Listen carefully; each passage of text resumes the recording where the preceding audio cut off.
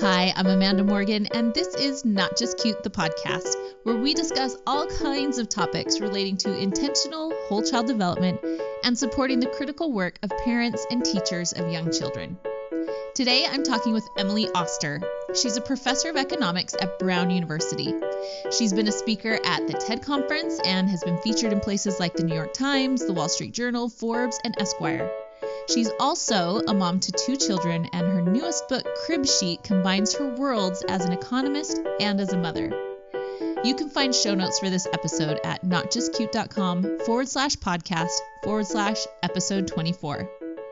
It was really fascinating for me to read and listen to Emily's perspective on parenting decisions, and I want to make sure that you hear what she's saying right from the get-go.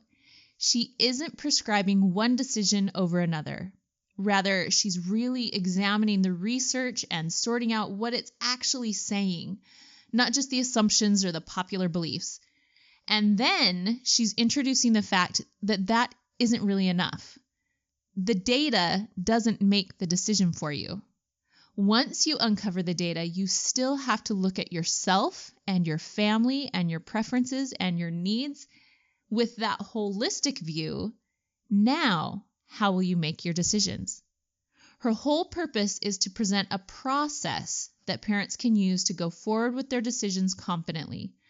Not because they necessarily did this one quote-unquote right thing or that they're doing what everyone else is doing, but because they know for themselves why they made the choices that they did. Just as one example, she talks about a few studies on discipline and what she uncovered. Now, the factors and particulars around that program may or may not sit right with you and your why, and I'll share some links to a few articles related to that topic later on in the show notes. But the key isn't that one program. As she outlines in the book, the key between all of those data-backed programs was the shift in perspective, recognizing that children are not just small versions of adults, and having a clear system and a plan for handling difficult behaviors, and being consistent with your approach and your response to those difficult behaviors. You can take all of that data and your understandings and what you glean from that and match it up with your own why and how and actually come to a different conclusion when it comes to practice. I really love the confidence that Emily brings to this parenting mindset and the openness to being responsive rather than prescriptive. I know she's going to explain it all better than I can, so let's jump in. Welcome, Emily. I'm so excited to talk with you today. Thank you. Me too. So let's start out by having you tell us a little bit about your background and what brought you to this point of writing Cribsheet, because I think at first blush that the concept of a parenting book by an economist seems kind of unexpected. But I read somewhere that you explained that economics is really the study of decision-making, and that decision-making is what's at the heart of this or really any parenting book. So can you tell us a little bit about that? Sure. So as you said, I'm an economist. My day job is economics professor. And this book is actually the sequel, I guess, to an earlier book about parenting. But they're both really motivated by the same thing, which is I wanted to take the same kind of data-oriented approach to my parenting that I took to my job. But I found that was hard to do because it was hard to really access the kind of data that I needed to make these choices. So this book, Cribsheet, is really about these choices of early parenting. And I think there's a sense in which economics actually is a good fit for this because there's really 2 pieces. One is about the data, so actually drilling into which of these relationships in data are causal and how do we separate correlation and causation, which is something that I do in my job all the time.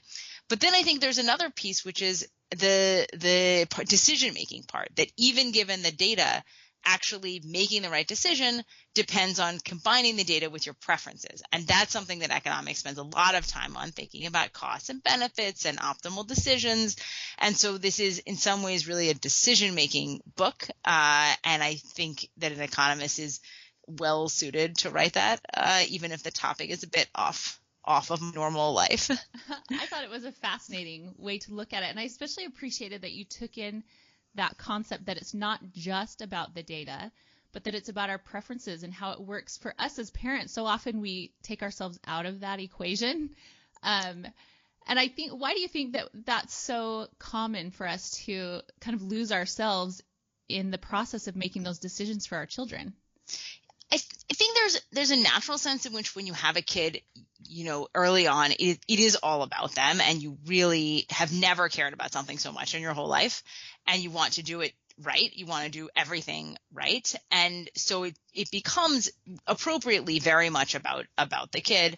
But I think that maybe this is a comment about society or about our own personalities or whatever. But I think we have gotten to a place where there's maybe more there isn't enough attention paid to the fact that parents are also people, and that the experience of the family is going to be enhanced if the parents are happy. And so I think that some of the book is about pushing people to say, like, hey, what's going to work for you? What's going to work for your family, not just what is going to work the best for your kid, and acknowledging that there could be trade-offs, or at any rate that parents should merit some weight.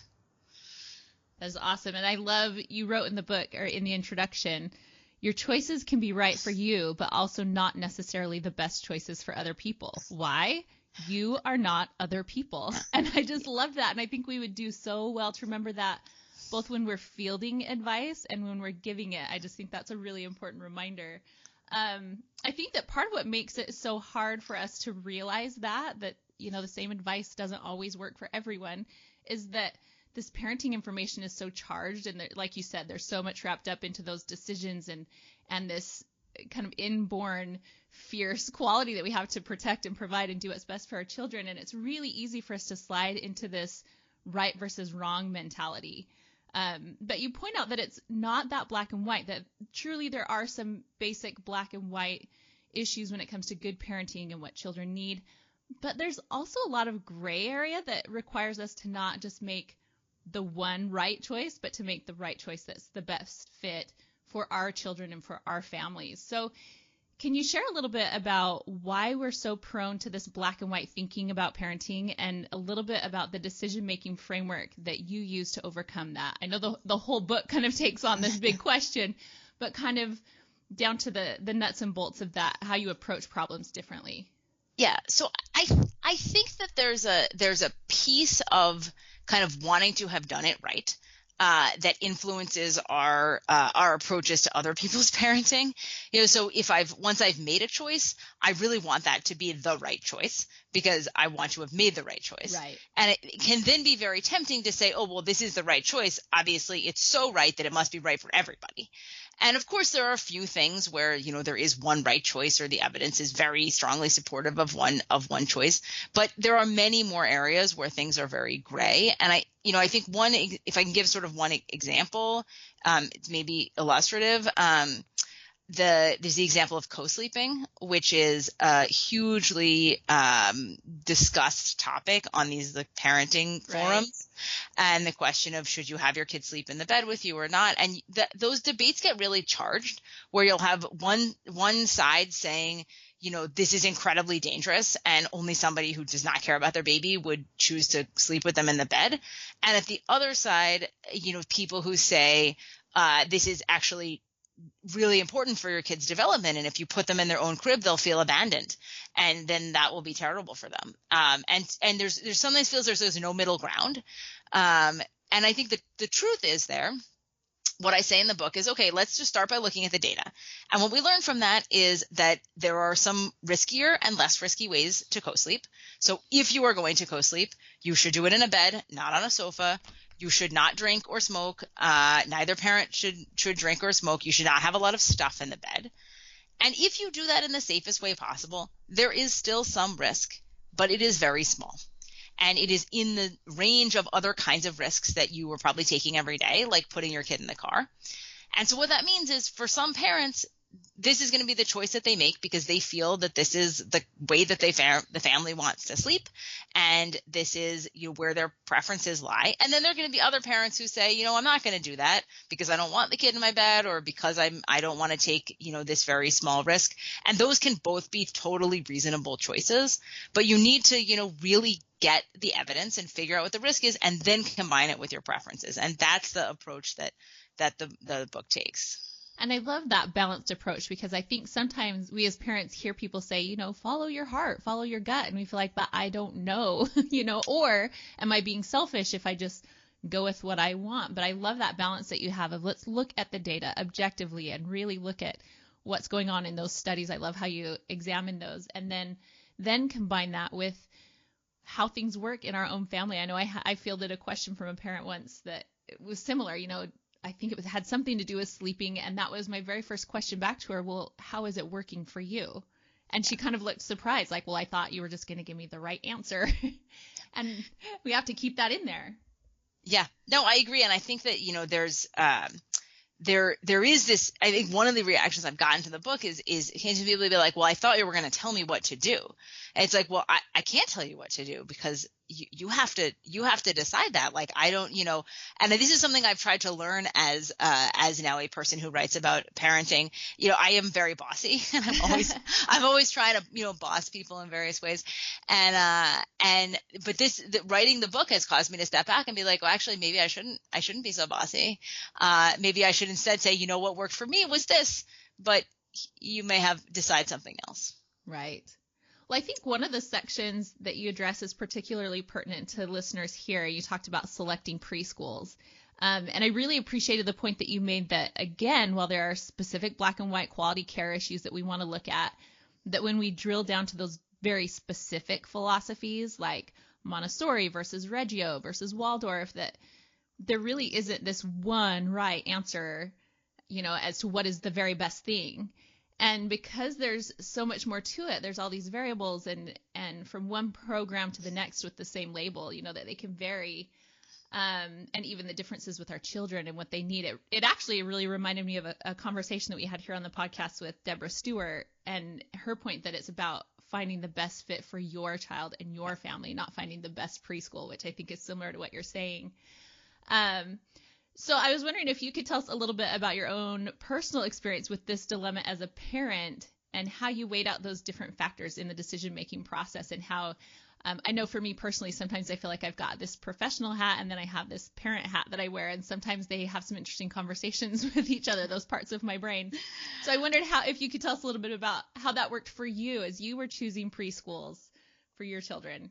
So, the strongest choice we made about preschools was we were moving from Chicago to Providence when my daughter was just about 3. And so we were thinking about preschools, and we had like one day to make all of the choices about our life in this new city, like find out where to live, figure out where to send our kid to school, like figure out like where to work. I mean, no it was pressure, right? it was literally like 24 hours, and it was like, you need to structure your new life, go. And, we visited a couple of places. And I think that, my husband and I, in the end, a lot of what we were looking for was sort of how does this feel, and how does it feel with respect to our kid and our parenting. And so I think that it really does underscore this issue of like, what is the right fit for your family? Our family is super academic. Like as you might have met, like we're both right. professors. We're like very into academic stuff. We actually ended up choosing a preschool, which sort of fed into a larger school, which is in some ways much more, it is pretty academic, but it is much more focused on like the whole person and sort of like being almost like being nice. And I think we felt like that was like a good for our kid, but also like a good complement to the things that we brought as parents. But I think it would be hard for me to say like, this is the thing I looked at, it was this thing up on the board in the classroom that I knew was the right choice. And I think that comes across in some of the data on choosing preschools, that some of it is about, or even choosing earlier care environments, that some of it's about just seeing, does this seem like a good, warm, loving environment for my kid, which especially for little kids, I think does get a lot of weight and probably should. Yeah. And it is a big choice to make, and there is something to be said about, getting it right. But I just love that perspective that getting it right doesn't necessarily mean we all send our children to the exact same place because that's the right answer, right?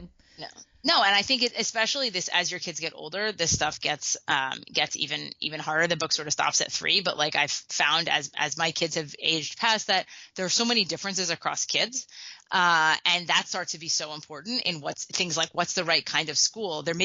I'm sure there is no one right kind of school, and will your kid like a Montessori school? Well, it kind of depends on your kid, and that's just so important. So true. And you mentioned earlier, and you make it clear throughout the book, that you are not writing it to give any particular parenting advice, or to fight against any particular parenting advice, but that you're fighting against the idea of not explaining why. So, and I love that because that just resonates with me so much. So can you tell us more about your motivation there and why you believe it's so important to understand the why and not just give, blanket advice? Yeah, so I think a good example of this is something like vaccinations. So in the end, my book I'm very clear. I think that vaccinations are safe and effective, and I think people should vaccinate their kids. I think it's good for their kids. It's good for other people's kids. But I think this is part of the reason this has become such a contentious and unpleasant issue, is that on the one side, you have people who are not comfortable with vaccines. And on the other side, you have the sort of what we call the establishment. And I think that there hasn't been much effort to talk to the other side. And that there's a lot of people saying, well, you should vaccinate because I said so, because I'm an expert. And I think that can be very uncomfortable and unpleasant for people, because they say, well, I have these concerns and I feel these concerns are legitimate. And instead of meeting me where my concerns are and explaining why you think that, you're just telling me, like, trust me because I'm, a person with a PhD, and that means that I know things. And so what I try to do in that case, but also, throughout, is to say, okay, let's try to explain why. Like, why is it that they think that vaccines are safe and effective? And here is the real evidence on that. And I think that no matter what choice you end up making, if you've seen the evidence on what the choices are, you can often feel much more comfortable with them. Even if sometimes the answer is like, we don't have data on that, at least you know that. Right. And I think kind of to that point, as I mentioned, I love that you really drill down on the data and say, no, this is what we know, and here's some things we think we know, and kind of extrapolating those different parts. And specifically, like you said, that there's this desire to attach causality to everything, but there are so many variables, particularly when we're talking about human development, that we just can't control for. And we have this tendency to say, well, if the study says this, then absolutely that's the cause. Can you think of maybe some examples of that where we have kind of just broadly accepted these causation relationships that maybe aren't as strong as we think they are? I mean, so I think, breastfeeding comes up as an example there, where I think that people definitely, there's more acceptance of some results which are not really rooted in causal inference. I think another place this comes up is in the concept of screen time or iPads or iPhones, where you'll see very strong statements like, do not expose your kid to iPads before they're 1, or to screen time in general. I think there's a temptation to feel like that evidence comes from some kind of like that conclusion comes from some kind of detailed evidence. But in practice, that there may be logical reasons for those kind of rules, but it doesn't really come out of evidence. And so I think there's often a tendency to think that evidence is better than maybe it is.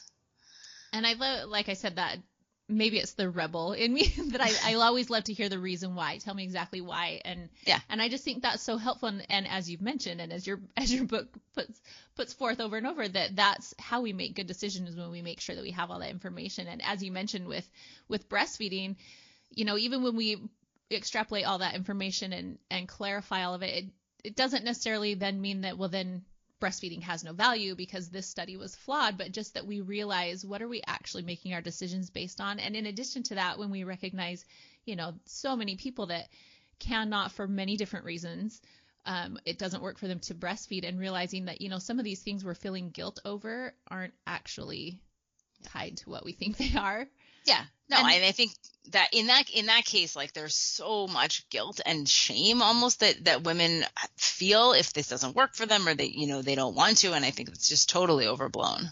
Yeah. And at the same time, that knowing that does not devalue the choice to breastfeed and the benefits that you do experience from that. And so I just love that very straightforward approach of saying, here's the data, let's be really honest and clear about it, and then let you make your choices based on your individual experiences.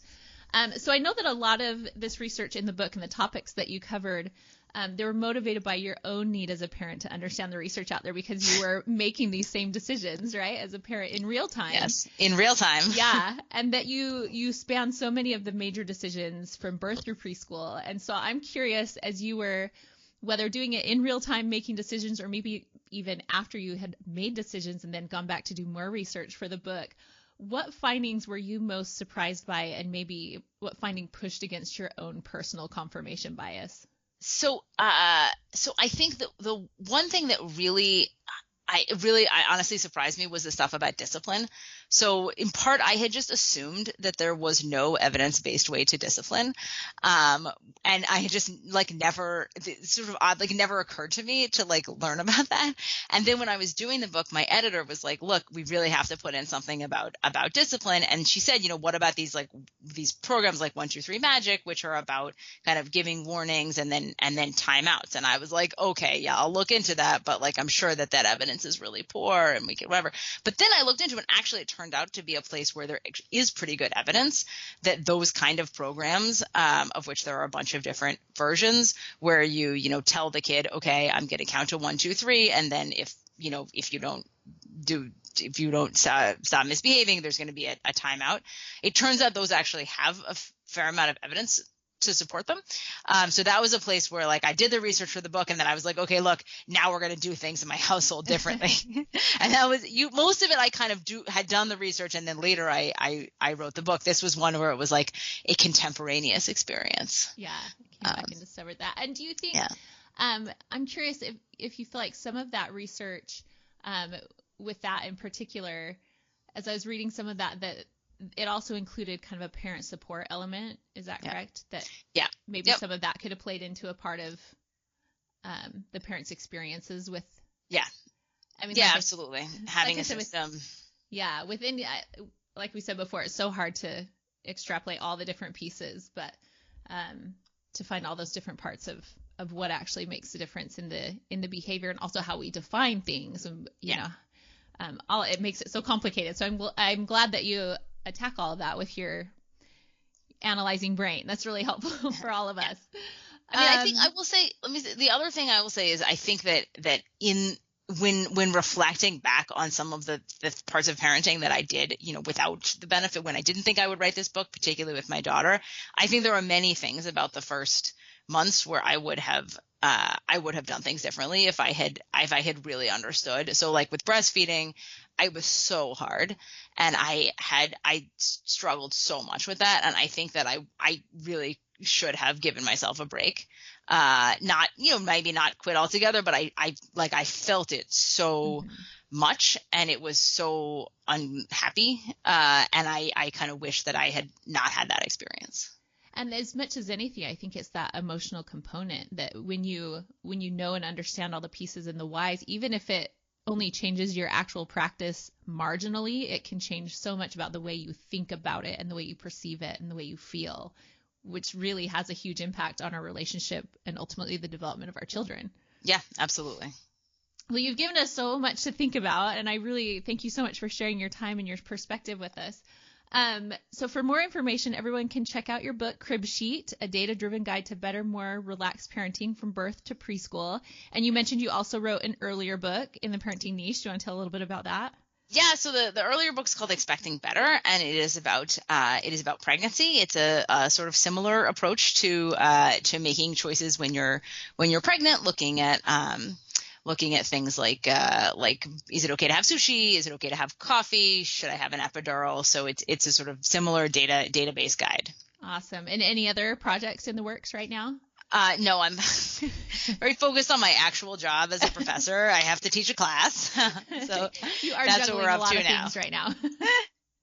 Yes. And just before we go, if you could sum it all up, what is your primary hope for parents who pick up this book, Cribsheet? I think the main hope I have is that people will be more confident. I think that part of what makes this this part of parenting so hard is that you are constantly second guessing yourself, or at least many of us are. And I think that if we approached our decision making by saying, okay, I'm going to think about this decision and I'm going to make it in a way that I'm happy with, then later when someone at the park is like, oh, is that how you did it? You can be like, yeah, that's how I did it. Thanks so much. And just feel happy about that, as opposed to feeling the second guessing that so often comes. Oh, I love that. That's so important. Well, thank you, Emily. It's been such a pleasure to talk with you. It's been a treat. Thank you so much. Thanks again for listening to Not Just Cute, the podcast. You can find show notes at notjustcute.com/podcast/episode 24. You'll find links to Emily's book along with other interesting tidbits we discussed. I'm Amanda Morgan. You can read more on my blog and sign up for the Not Just Cute newsletter at notjustcute.com. And follow me on Facebook. That's facebook.com/notjustcute. Thanks for listening today, and thank you for standing up for children and for childhood.